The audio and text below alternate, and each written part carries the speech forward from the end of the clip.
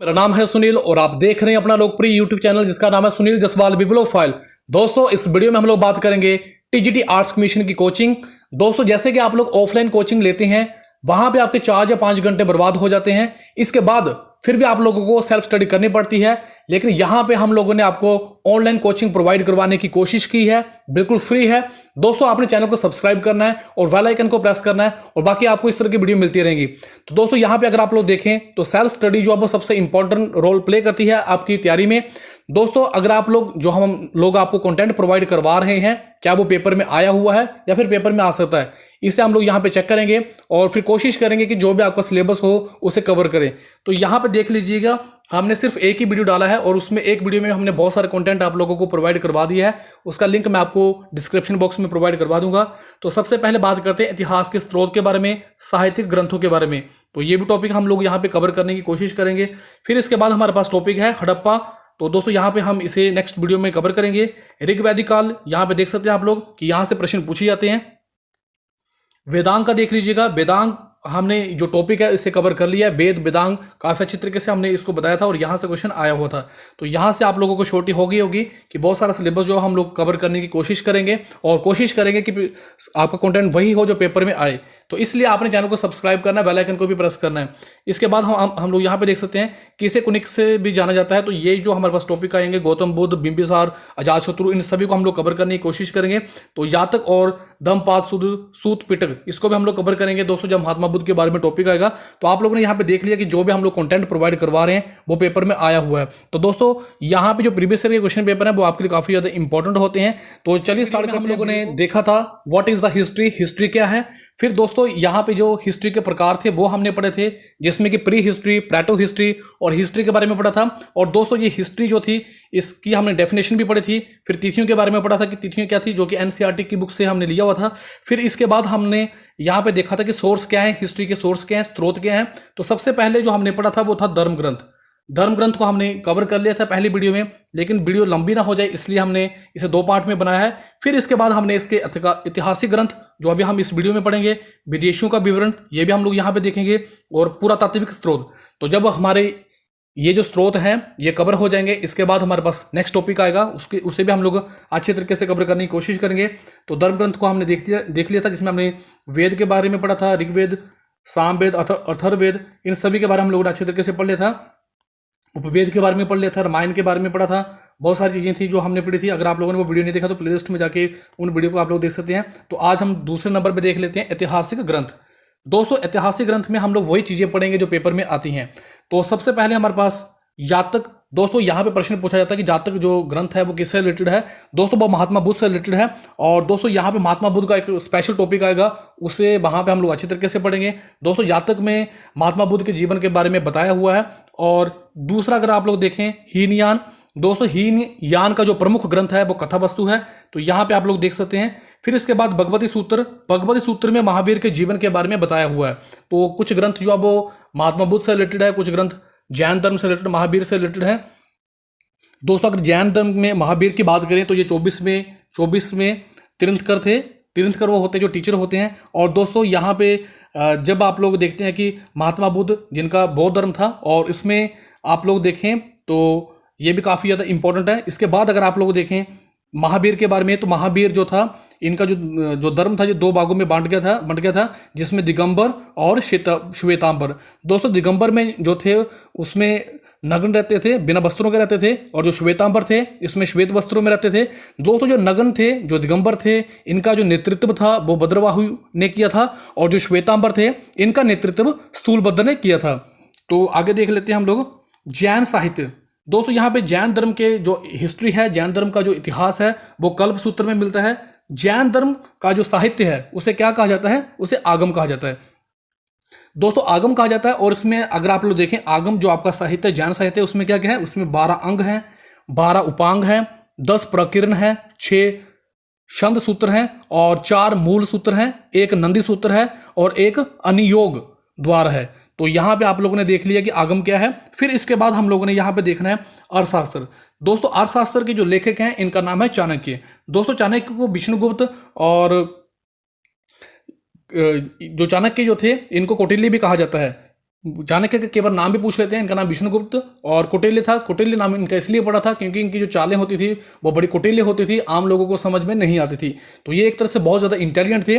दोस्तों यहाँ पे अगर आप लोग देखें तो इन्होंने जो अर्थशास्त्र लिखी थी, केवल ऐसे पूछ लिया जाता है कि अर्थशास्त्र किससे रिलेटेड है, तो बहुत सारे बच्चे जो हैं वो उसमें कंफ्यूज हो जाते हैं कि अर्थशास्त्र इकोनॉमिक्स से रिलेटेड है। लेकिन यहाँ पे जो प्रश्न बनता है, अर्थशास्त्र जो है वो आपका पॉलिटिकल सिस्टम से रिलेटेड है, राजनीतिक सिस्टम से रिलेटेड है। इसमें मौर्यकालीन इतिहास के बारे में बताया हुआ है। चंद्रगुप्त मौर्य जो थे उनको राजा बनाया था, और चंद्रगुप्त मौर्य जो थे उनके दरबार में चाणक्य जो थे वो पीएम थे, प्रधानमंत्री थे। चाणक्य ने जो गणानंद थे उनके साथ उनकी लड़ाई हो गई थी, और उसके बाद मौर्य शासन की नींव रखी गई थी चंद्रगुप्त मौर्य के साथ मिलकर। तो यहाँ पे आप लोगों ने देख लिया है। तो अर्थशास्त्र भी अपने आप में एक बहुत अच्छा और बढ़िया ग्रंथ है। तो इसके बाद हम लोग देख लेते हैं संस्कृत के बारे में। संस्कृत भाषा की जो पहली पुस्तक है उसका क्या नाम है? उसका नाम है अष्टदेय। और इसके लेखक कौन है? इसके लेखक अगर आप लोग देखें तो पाणिनि है। इसमें मौर्य इतिहास के बारे में जानकारी मिलती है। दोस्तों जितनी भी किताबें थी, जितने भी ग्रंथ थे, वहां से हम लोगों को क्या मिल रहा है? नॉलेज मिल रहा है, इतिहास के बारे में जानकारी मिल रही है। फिर हम लोग यहां पे आगे देख लेते हैं गार्गी संहिता। ये एक ज्योतिष ग्रंथ था जिसके लेखक क्या है? इसके लेखक है कात्यायन। इसमें भारत पर यवनों के आक्रमण के बारे में बताया हुआ है। तो दोस्तों जितनी भी किताबें हैं उनके जो लेखक हैं इनको जानना आपके लिए बहुत ज्यादा इंपॉर्टेंट है। गार्गी संहिता एक ज्योतिष ग्रंथ है जिसके लेखक कौन है? कात्यायन है। और इसमें क्या बताया हुआ है? इसमें अगर आप लोग देखें तो भारत पर यवनों के आक्रमण के बारे में बताया हुआ है। दोस्तों कलहन द्वारा रचित पुस्तक जिसका क्या नाम है? राजतरंगिणी। जिसका संबंध किससे है? जिसका संबंध कश्मीर से है। तो सीधा प्रश्न होगा कि राजतरंगिणी जो है वो किसके द्वारा लिखी गई है? तो राजतरंगिणी जो है वो कलहन के द्वारा लिखी गई है। और ये किससे संबंधित है, किससे रिलेटेड है? तो ये कश्मीर का जो हिस्ट्री है, कश्मीर का जो इतिहास है, इसमें बताया हुआ है। इसके बारे में है। आगे चलते हैं। पतंजलि द्वारा रचित महाभाष्य से शुंगों के इतिहास के बारे में पता चलता है। पतंजलि जो है वो पुष्यमित्र शुंग के पुरोहित थे।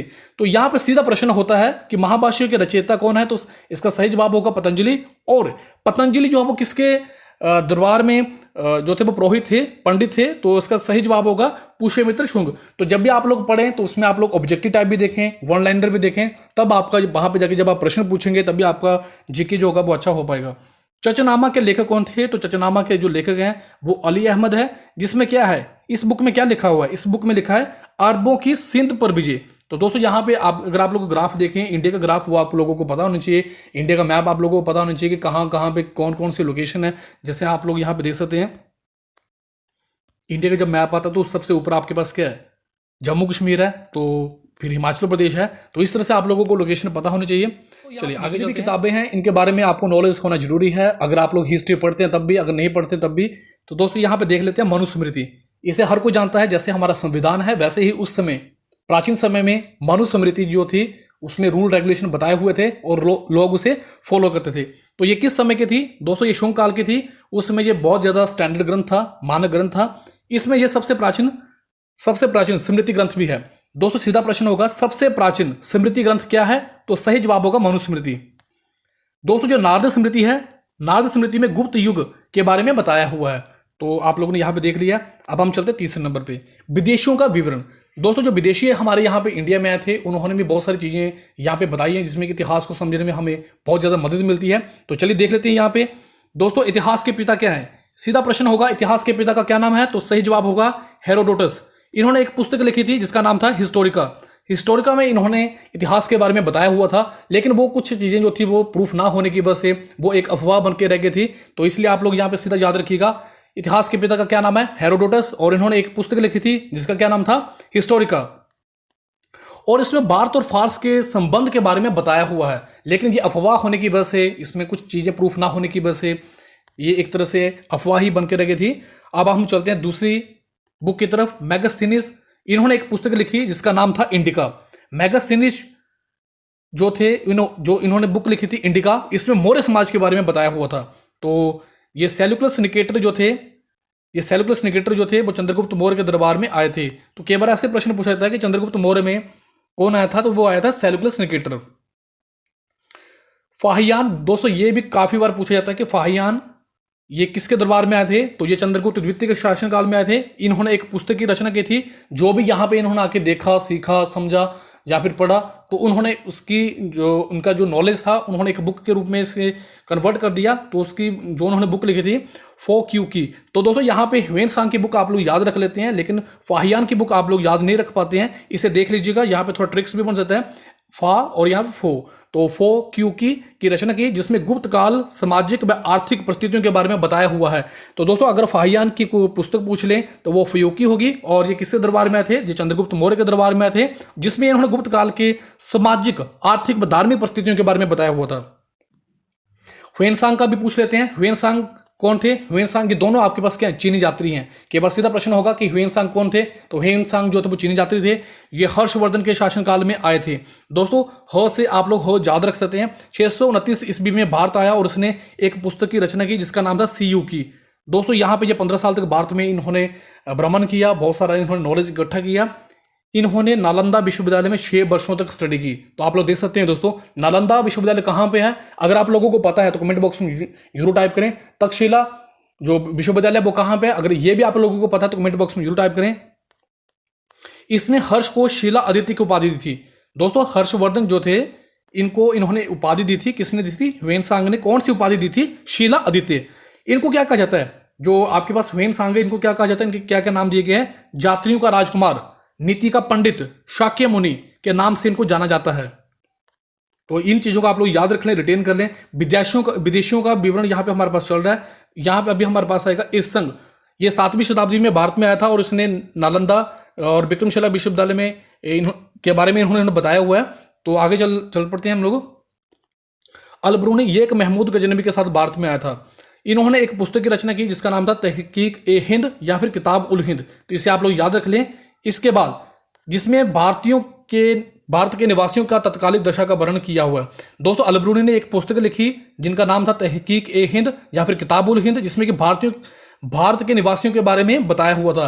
दोस्तों जहां पे बहुत सारे बच्चे बोलते हैं कि सर आप रिपीट करते हो, रिपीट करने से इंफॉर्मेशन जो होती है वो लंबे समय तक आपके माइंड में बैठ जाती है, इसलिए मैं यहाँ पे आपको बार बार इन चीज़ों के बारे में बताता हूँ। इसके बाद हमारे पास है इब्न बतूता। दोस्तों ये अरबी भाषा में इन्होंने एक पुस्तक लिखी जिसका नाम था रिहला, और इसमें भारतीय उपमहाद्वीप के सामाजिक और सांस्कृतिक जीवन के बारे में बताया हुआ है। तो ये किताबें आपके पास आ सकती हैं। फिर दोस्तों यहाँ पे देख लेते हैं पुरातात्विक स्रोत। चौथे नंबर पे हमारे पास आ रहा है पुरातात्विक स्रोत। इसे भी हम लोग अच्छे तरीके से देखेंगे। दोस्तों पुरातात्विक जो स्रोत होते हैं वो कहाँ कहाँ से हम लोगों को इतिहास के बारे में पता चलता है? तो अभिलेखों से, सिक्कों से, स्मारक से, भवन से, मूर्तियों से, बर्तनों से, इन आदि सारी चीजों से हम लोगों को जो स्रोत मिलते हैं वहां से हम लोगों को इतिहास के बारे में पता चलता है। तो अब आप लोग देख लीजिएगा यहाँ पे पुरातात्विक स्रोत प्राचीन टीलों की खुदाई से प्राप्त होते हैं। जो भी हमारे पास प्राचीन समय में जो भी स्रोत मिलते हैं वो कहाँ पे मिलते हैं? टीलों से मिलते हैं। टीला क्या होता है? टीला धरती की सतह से उभरा हुआ बाग होता है जिसके नीचे पुरानी वस्तुएं और कलाकृतियों के अवशेष पाए जाते हैं। तो आप लोगों ने यहाँ पे देख लिया टीला क्या होता है? एक थोड़ा सा उभरा हुआ बाग होता है। उभरा हुआ बाग होता है, जैसे मान लो ये धरती यहाँ पे उभरा हुआ बाग होगा और इसके नीचे जो प्राचीन समय में जो लोग वस्तुओं का इस्तेमाल करते थे, जहाँ जो उनके पास कलाकृति होती थी या बहुत सारी ऐसी चीजें थी जिनका वो प्रयोग करते थे, तो वो सभी कहाँ पे मिलती हैं? उनका अवशेष कहाँ पे मिलते हैं? वो धरती के नीचे मिलते हैं। प्राचीन टीलों जहाँ स्मारकों का उत्खनन करके ऐतिहासिक विश्लेषण करना पुरातत्व विज्ञान या फिर अंग्रेजी में उसे क्या कहते हैं? आर्कोलॉजी कहलाता है। तो आप लोगों ने जहाँ पे देख लिया जो प्राचीन टीले होते हैं, जो स्मारक होते हैं, जब उनका उत्खनन किया जाता है, जब उनकी खुदाई की जाती है, तो फिर उनका क्या किया जाता है? विश्लेषण किया जाता है, उनको एनालिसिस किया जाता है। तो इसे सारे विज्ञान को हम लोग क्या कहते हैं? उसे हम लोग कहते हैं पुरातत्व विज्ञान या फिर आर्कोलॉजी कहलाता है। नेक्स्ट पे चलते हैं। अभिलेखों के अध्ययन को क्या कहा जाता है? दोस्तों अभिलेखों के अध्ययन को हम लोग क्या कहते हैं? एपिग्राफी। इंग्लिश में आप लोग देख लीजिएगा एपिग्राफी, लेकिन हिंदी में अगर पूछ लें तो क्या है? पुरालेख शास्त्र। तो इन चीजों को आप लोगों ने अच्छे तरीके से देखना है। अभिलेख जो है, अभिलेख एवं दूसरे पुराने दस्तावेजों की प्राचीन तिथि के अध्ययन को पुरालिपि शास्त्र या फिर पैलियोग्राफी कहा जाते हैं। दोस्तों अभिलेख होते हैं या फिर दूसरे प्राचीन हमारे जो दस्तावेज होते हैं जिसमें प्राचीन समय में जो तिथियां होती हैं उन सभी को जो स्टडी किया जाता है उसे क्या कहा जाता है? पुरालिपि या फिर शास्त्र, पुरालिपि शास्त्र या फिर पैलियोग्राफी। दोस्तों कुछ एक अभिलेख मेले हैं जो कि पेपर में पूछे जाते हैं, जैसे आप लोग देख सकते हैं हाथी गुफा अभिलेख जो है वो किससे रिलेटेड है? उसमें कौन सा शासक था? तो उसमें था कलिंग नरेश खारवेल। ऐहोल अभिलेख पुलकेशिन द्वितीय, जूनागढ़ अभिलेख रुद्रदामन, प्रयाग स्तंभ अभिलेख समुद्रगुप्त, बीतरी व जूनागढ़ अभिलेख स्कंदगुप्त। भारत का जो सबसे पहले उल्लेख हुआ है वो